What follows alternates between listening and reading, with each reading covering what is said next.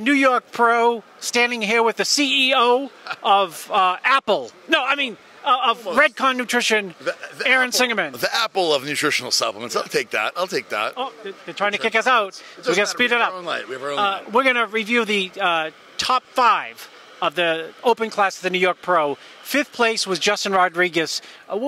Justin Rodriguez is a local person, local bodybuilder, won the North Americas. I know his history well. Always improving. What do you think of Justin's physique here? Look, I thought he was great, and I thought he was good enough to be 5th place. Obviously, this is a tough lineup, and there's a lot of good guys in this lineup. So for Justin, I feel like this is a step moving forward, right? Wouldn't you say? Yeah, I think he's always been moving forward. That's the thing with him. He's always chipping away and getting a little bit better show to show. And I think that, I keep saying this, he's almost there to break like past the 5th spot, the 4th spot, where he can like slam into the top 3. And I think that's really time and total amount of muscle. What do you think about that? Yeah, you know, all the guys, now I'm in a weird position where a lot of the guys come up to me and say like, hey, what do you think? Or like, they want a sponsorship.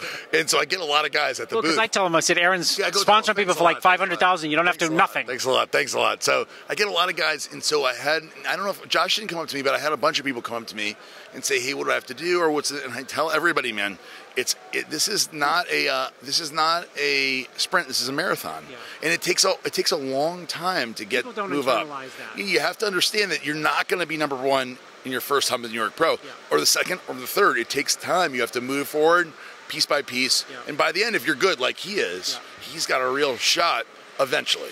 Boca Boy, your neighbor, John De La Rosa lands in the 4th spot. What do you think of John's, showing here? So John moved down from New York to Boca about a year and a half ago, maybe or so. Works out with Flex Lewis at Flex's gym, the Dragon's Lair, And so I see him quite often, and I know they've been working very, very hard. Flex pushes him super hard, and Flex is invested in him, and he's invested in making progress for Dragon's Lair, for himself, for Bennett Court Nutrition.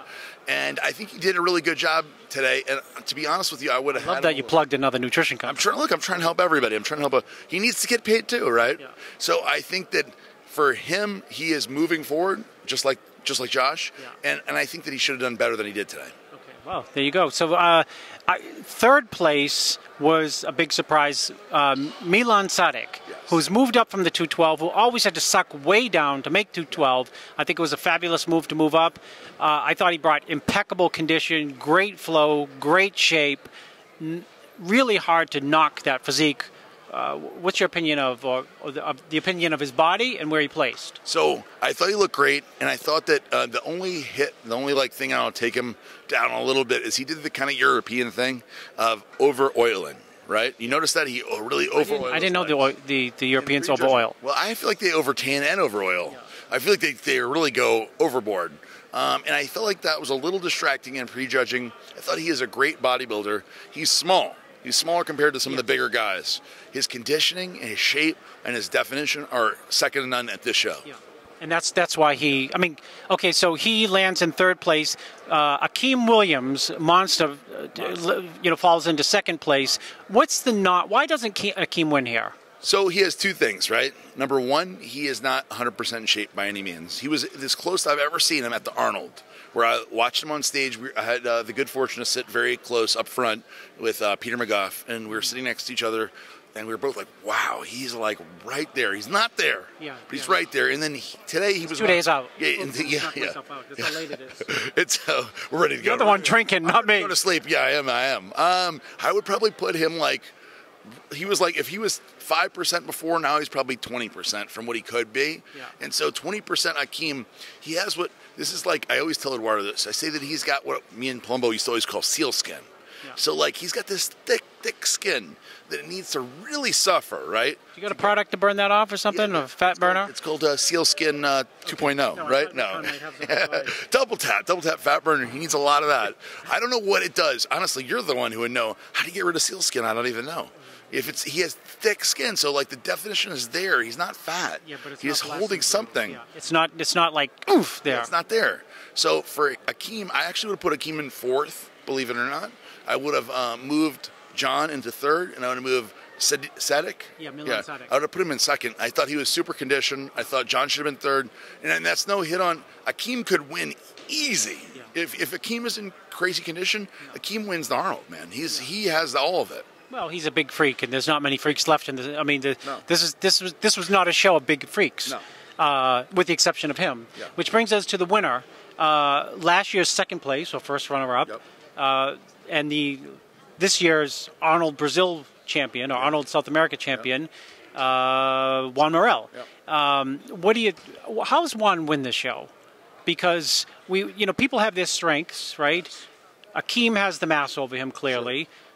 The conditioning, I thought the guy who got third, Milan Sadek, definitely has not only condition, shape, and flow over Juan, but everything wrapped up and considered, Juan wins because... Put me on the spot. I think that Juan is bigger. He was in good shape. He did have good flow. He's got, he's very hard and he was conditioned. I like Juan. He also has, this is one of the intangibles of bodybuilding, is that there is that stock component, right? There is the fact that somebody is high and somebody is low. And when somebody comes from low, it's harder to get high. And somebody's high, it's easier to stay high, right? Yeah. And it's bullshit, honestly. It is bullshit, right? Like, you shouldn't, just because you did good last time doesn't mean you should do good this time. But it is what it is, and people have this momentum. Yeah. And you can't push the momentum. It's like, why does Phil Heath win every year? He wins and wins and wins until he didn't, right? Until Sean came and smashed him. But it changes the dynamics. Everything's changed. And it changes everything. But Juan came here, right? And everybody else was way below. And Juan basically kept that momentum going because he was good enough to keep it going. Juan's upper body is great. His back is great. He has a bunch of great shots. He's very wide in the shoulders. His shoulders are great. Arms are good. Legs are bad. He has very up and down, straight up and down. He's a good teardrop. Everything else is sort of missing to some degree or another. And it didn't matter. It didn't matter for this show because he beat everybody. And I would not have him. If I was the judge, I would have had him winning too. So you would have had him winning. I would have had him winning. Yeah, I have had him winning too. And why I asked for that analysis is it's interesting because I am very critical of, Juan's legs are weak, and yet he can win lots of shows because when you see him in real life, he's way wider than everyone on stage. He's taller than everyone on stage. He's got great condition tonight. So there's three big factors that allow him to move close to the first spot. And then when you're going against people in the lineup who are like Milano's not like a bigger guy. He's probably got 40 or 50 pounds on him. Yeah, so. He's got 40 or 50 pounds. And then you compare his conditioning to Akeem. And you can say, okay, his conditioning's better, and his conditioning's better than John's, and he's wider than John by default in a lot of shows. I don't mean that in a negative way. It just, by default, he moves right up, and I think probably the condition puts a little wrap on it for him. Let's say Cedric was in the show. Cedric wins, no problem. Sure. Right, he destroys him. If Nathan would have done this show, Nathan would have exploited those weaknesses. The legs, he would have had the legs. Those weaknesses. But Juan won this solidly, and it'll be very interesting to see at the Olympia because some of those bigger guys that have the lower body that would compete, it's going to be tough. Yeah. Well, congratulations to Juan Morel coming back from last year's. Yes. It was a really close show last year between him and Nathan. Two contrasts in physiques. Someone bigger with. Is that your phone, Chris? That's my wife. It's like, why you haven't called me yet, Chris? So congratulations to Juan. You're right. Deserved win. I mean, I think if you took the Electoral College here as the judges, they would say Juan. Yes. And if you went around the audience and said, what you think in terms of the popular vote to the people, Juan's name would be at the tip of their tongue as well. Yeah, so yes. I agree with that. Chris Aceto for CEO Aaron Singerman. And for RX Muscle, we'll see you next year at the New York Pro.